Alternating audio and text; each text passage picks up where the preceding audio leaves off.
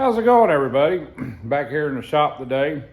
You might hear some rattling in the garage and stuff a little bit. We got some gusty winds out today, between 30, 40 mile an hour winds. So keeping the doors shut today. I'm getting ready to get back on the Lark. I got some fabrication to do still. I want to close in the door area from the A pillar back to the B pillar and get it structurally in place because I need to do some cutting on the firewall, and I'll show you that here in a bit. But one thing I want to address is I'm not really happy on where the motor's at in the car. Can it work? Yeah, but I want to go a little further back with it. I want to come down with it about 1.5 inches. And so I'm probably going to order a truck oil pan for this thing, because I believe that'll give me my clearance. I went online, got the measurements or the dimensions of it, see if it is going to work. And I will show you the reason why I'm wanting to do that. Now, as you know, I got Kiwi's motor in here for a mock-up right now, but there's a lot of gap between the cross member and the oil pan on this. But I can't go any further back with this oil pan. And the reason for that is on how close it is to the rack and pinion. Now on this side, I've got a little bit of room. I can probably go maybe 1/2 inch if that. But it's the other side that it's got almost right up against it. That's actually where the steering mechanism area is. It's almost up against it now. So my thing is, with the truck oil pan, I can actually move all this back, and I want to go back about 2 inches towards the firewall. Let me get my tape measure here. So as I'm saying, I want to go back 2 inches. Now, reason being is I'm going to be using the original windshield wiper motor. Now, even though this intake is not going to be on the motor, it's going to probably have the stock intake on it, but it kind of gives me a reference to where if I go back 2 inches, that's basically going to leave me 3/4 of an inch to an inch from the windshield wiper motor. Also, I've got plenty of room back here on the firewall. So if I go back over to here to the back of the valve cover, there we go. I can go back that 2 inches and still have probably 1.5 inches. Let's see here if I can move it up. So about 1.5 inches to possibility 2 inches still of clearance back here on this head. I should have enough room to be able to take the valve cover off still. And then down here on the oil pan, I still got, I know you might not be able to see it, about 2.5 inches clearance between the bottom of this pan to the cross member. So that being said, I think the truck pan would be the better choice in this matter. Yeah, I can order me a Meladon pan or whatever else, but those things aren't cheap. I can get a truck pan for this thing for about 40 bucks. And the pickup tube for another 20. So, you know, basically $60, I can convert this over and be able to slide the engine back with no problem. And the other reason why I want to do this, because it sits a little bit too high that I want because of the transmission. Because I'm really wanting to use this NAG 1. I did finally find a conversion kit online. It's a company out of Australia. And I'll be able to convert this over to a yoke setup. It actually mounts to the flange, comes out, it's got a yoke. It uses the forward U-joint, I can't remember the number on it, and be able to adapt to an 8/8, 9-inch, 8 3/4, whatever I want to do. But to me right now, the transmission is sitting too high in the car. So if I can get that 1.5 inch, 2-inch drop, that's going to make a big difference, and also lining it with the dry shafts and everything to the rear end. So for now, I'm going to hold off on mocking up my trans mount and my engine mounts till that pan comes in. And that'll give me a better idea where I can go with this. Because like I said, I really want the Nag 1 in here, number one, for the drivability, because it is going to be, car's going to be driven on the street and have fun at the track. And so kind of have best of both worlds. I know people are kind of up and down about the Nag 1. Personally, I've never had an issue with them, as long as you maintain them. Like I said, I've never had an issue personally with a Nag 1, except for having high mileage on it. The one I pulled out of my Charger had about 200,000 miles on it, or it started wanting to give and jerk a little bit. So, and these things can handle a little bit of horsepower. So that's going to be my step on that. Now we're going to get back on working on the driver's side with some fabrication I've got to do right now. So let's walk over to it. So we're over here. Sorry, it's a little bit dark in here because I got the garage doors closed. Trust me, I need some more lighting in here. But I basically had to make all this new because it was like rusted out basically to the bottom where I put the brace in at. So I've been fabbing up, making new pieces for here. This is going to go all the way back over to the B pillar. And so that's kind of what I'm going to be working on today. And on the other side, I said there may be a plate to go in here to fill in all the rust. I am going to have to come up, let me move this light, another 2 inches. I thought it was into good metal over here after I ground it down, but come to find out it's still a little rusty. So I'm going to make another plate to go from here over and take care of all that. And I've kind of got mocked where I want it at. And then I'm going to cut here. I just got it tacked in. I'm going to actually weld this to it.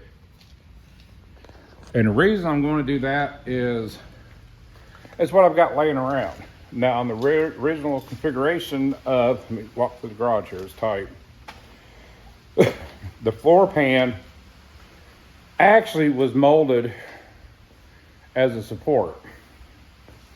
So let me come over on this side. So you got a body mount brace here. You got the floor here. That comes over top of that, and it actually 90 down to in here. So there was really none of this. It was part of the floor. But what I want to do is I want to add this in as a structural piece.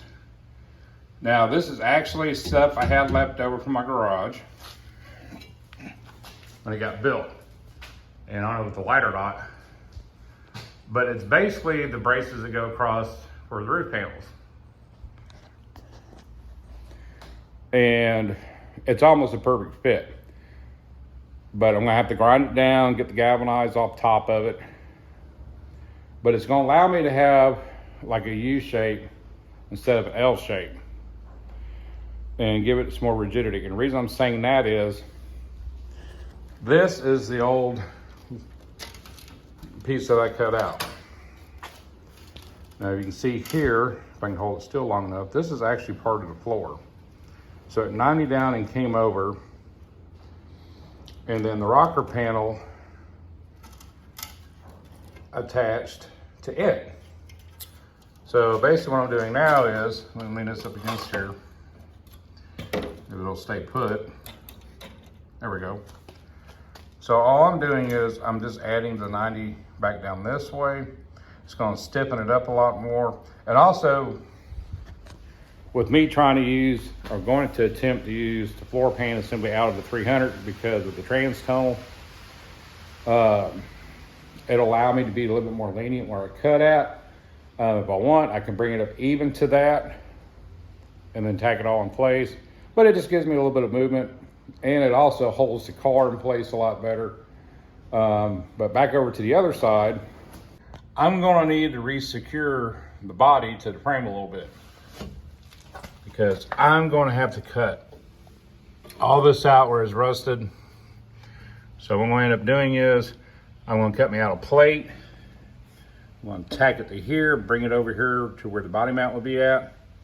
Put a bolt in it, kind of hold all this in place. Because I'm not sure, depending on how much I got to cut out, I'm going to be getting into this. And this is on the front of the firewall, which goes down here to another body mount. So when I cut all this out, I just don't want this springing back outwards a little bit. So that's why I'm going to put the plate in. So that's kind of the game plan for today. Oh, also too, I need to come back here and clean all this up. Get it out, you know, I haven't cut this out yet, but I need to clear this section out here to see how bad this body mount is. If I can salvage it, I'm gonna cut all this out, put another plate in, and get it all welded in, and bring it back over here to the B pillar. So with that being said, let's have some fun and let's get started. So what I'm about ready to do now is I'm going to take my death wheel, I'm going to cut across here where I've got the tack, and once I get all this cut out, I'm actually going to raise this up, bring it over to this piece, and tack it back in. The angle part here, I am going to cut out, but it's going to be on the outside part. I think I'm going to leave this part in. I'm not really for sure yet, but either way, I can cut it out at any time. So I want to get this up with this. I want to get the rest of this tacked in because this actually needs to fit underneath here.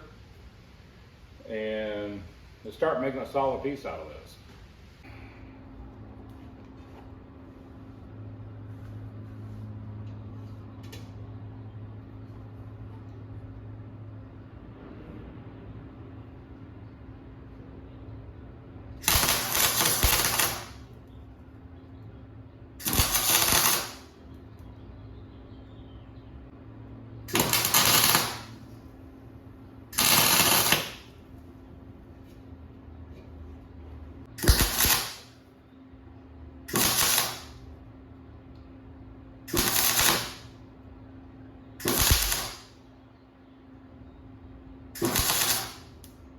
All right, now that I got it all cut, tacked in place, I'm going to take the grinder to it, kind of smooth everything out.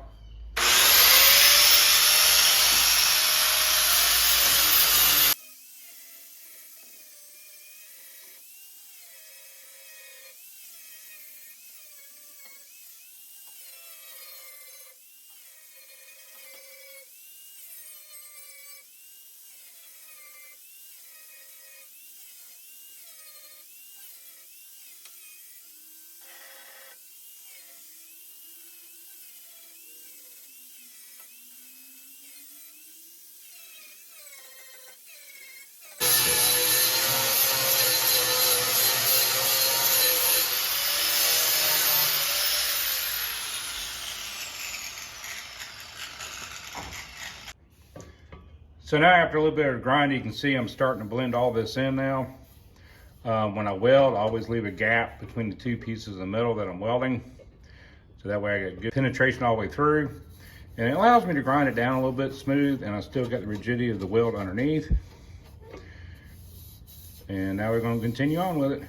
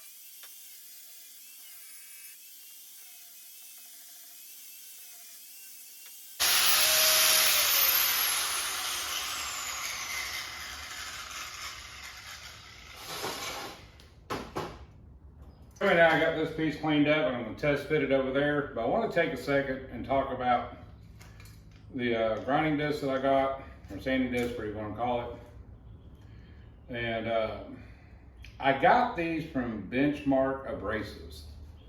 I wanted to give them a try. We use another brand at work, and I kind of went online. They had a good deal. You get 10 discs. It's like a variety pack. It's like a 40 and a 60 grit. Or excuse me, this is what this one is. This is an 80 grit.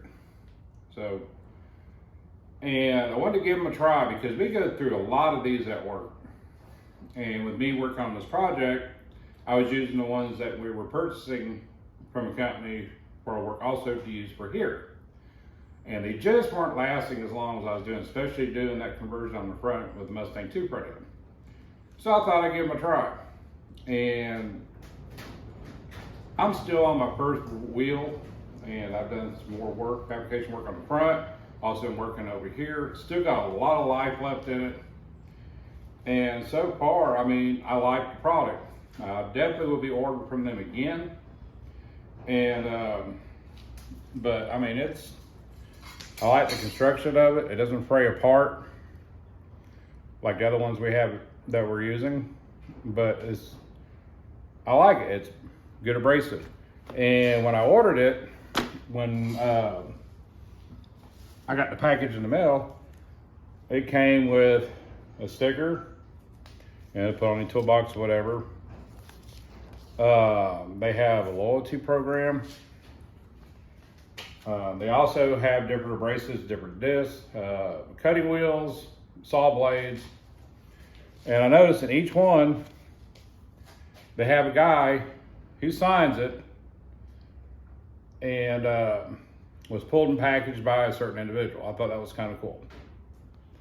But we'll see how it goes to this whole bill, how they work. But so far, I'm pleased with it. And if you want to go online, take a look. It's a Benchmark Abrasives, and take a look at everything they got. Like I said before, I did have to pay for these. All I had to do was pay for shipping. So I mean, $10 in shipping. I got 10 discs. So right now it's like $1 a disc. And I think, if I remember correctly, I think it's like $1.85, $1.95, $2 per disc. The ones we use at work, I think it's running us between $4 and $5 a disc. So definitely going to keep using these, see how it does. You never know, hell, we might order them for work. But now let's get back to the build. All right, I got my other piece roughly cut. I'm still going to do some trimming on it. I just want to see how things are going to line up. I've got a mark back here already, but what I need to do now, I need to come to about right here and cut this section out here to where I can mate it onto the car. So I want to get that cut out of the way and cut this piece on the side here where it will slide into here, and let's see how it's going to fit. All right, so I've got everything clamped in place where I want it at. I'm going to go ahead and tack it in, and once I'm happy where it's at, and right now everything's level and straight, but once I get them tacked, I want to make sure that I come back and weld and grind them back down and kind of give you a finished product. I mean, it's still going to be some tweaking to do, but it's going to be pretty close.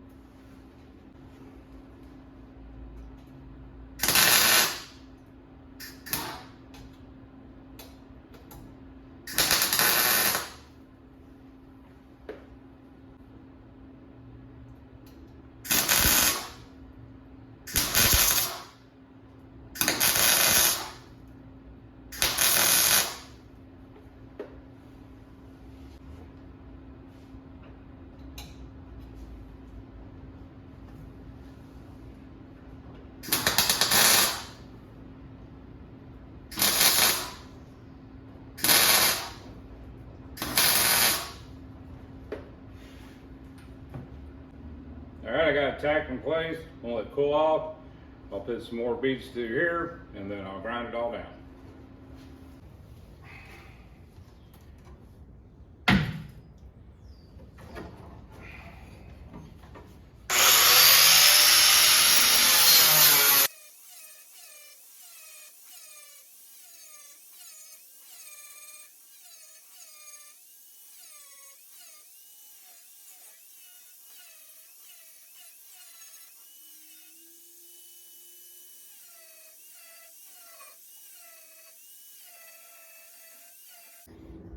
All right, got it ground down a little bit. So basically all the pieces are together now. Reattached over by the B-pillar. And not too bad. Now I am going to go back and fill these holes in. This is where I had them screwed in before. So I'll get those all filled in and done. And like I said, I've got to cut this ridge out right here. So that way when I put the lower rocker panel in, it's not going to be in the way. But little steps at a time.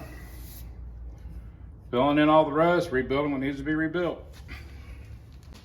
So that's going to be about it for me right now. I got some stuff to take care of in town. But you kind of get a general idea where I'm going with this.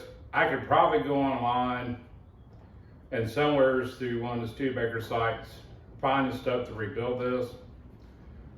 But I kind of find it a little therapeutic, making it from scratch with the stuff I've got. And I mean, basically that stuff I've had there to do that is free. All I'm doing is welding it together. Am I a professional by any means? No. Do I enjoy doing it? Yes. And I think it's going to be really solid when it's done. And so I've got to repeat that on the other side and get all that tied back in together. And then get the oil pan ordered so I can refit the motor. Like I said before, I want to get it further back, further down. And so I got to get that ordered and see how that's going to fit. It should fit. It's going to be tight, but I think it's the way to go. And but other than that, guys, like I said before, if you want, check out Benchmark on their products. Like I said, so far I'm liking the sanding wheels or disc wheels, or you want to call them. They're lasting a long time so far, so I think it's going to be worth the investment. But if you want to check them out, I'll have their link in the description below. And appreciate everybody sticking around for this. I know I'm not pumping out as many videos as I used to. You know, right now I'm working, I'm tired when I get home. So I'm trying to give you what I can give. And there might be some times that I forget to film and get some work. Because sometimes I'll get a bug in my ear or in my head at night. And I'll just come down here and start working, not even thinking about it. But other than that, guys, I'm gonna get off of here. Y'all have a good one, a safe one, and I'll see you down the road.